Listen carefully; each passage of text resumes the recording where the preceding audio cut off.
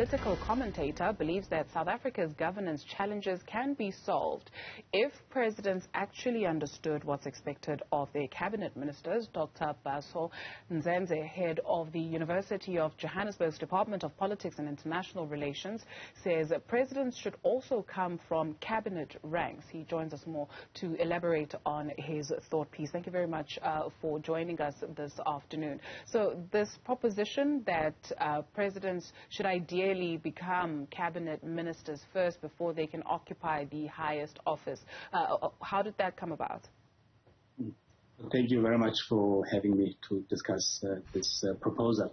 So the first thing I'd like to say is that I am glad that we live in a country where somebody without ministerial experience can aspire to be and become a president. The question is, once they get there, how much knowledge do they have of what goes into the work of their subordinates? And I pin quite a number of our current problems on this level of an experience. This is from a study that we are doing on here in the department on developmental states in the 21st century, which of course South Africa aspires to be one. And yet it's the case that governmental experience, ministerial experience, is crucial if one is to lead a country into economic development. And indeed, when you juxtapose South Africa before 1994 and after 1994, one thing that unifies the leaders of post-1994 is their lack of ministerial experience before coming into office.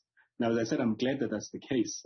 Otherwise, we wouldn't have had somebody like Mandela, and I'm sure many people would say the same about their favorite presidents. Whereas before 1994, all prime ministers first and then state presidents had ministerial experience. And so the question is, what is the way forward?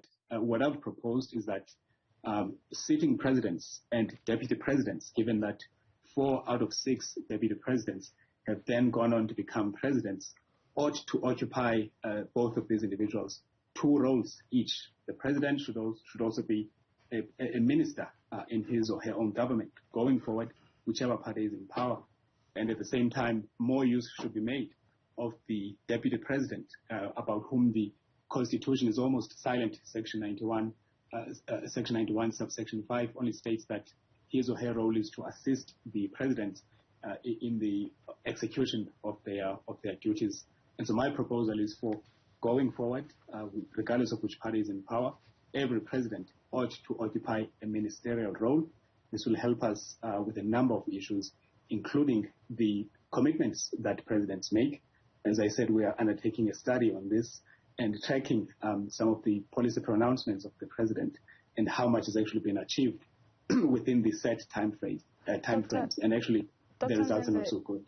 We'll get into the results in a few moments. I'd like for us to take a look at your article, right? So you premise the argument around this issue of making unrealistic promises and timeframes. You point out an example of the deputy president as well as the EFF, the latter doing so dramatically back in 2020 at the State of the Nation address in relation to Pravin Gordhan when they took him to task for his reported promise to President Cyril Ramaphosa in late 2019 that load shedding would not take place in early 2020.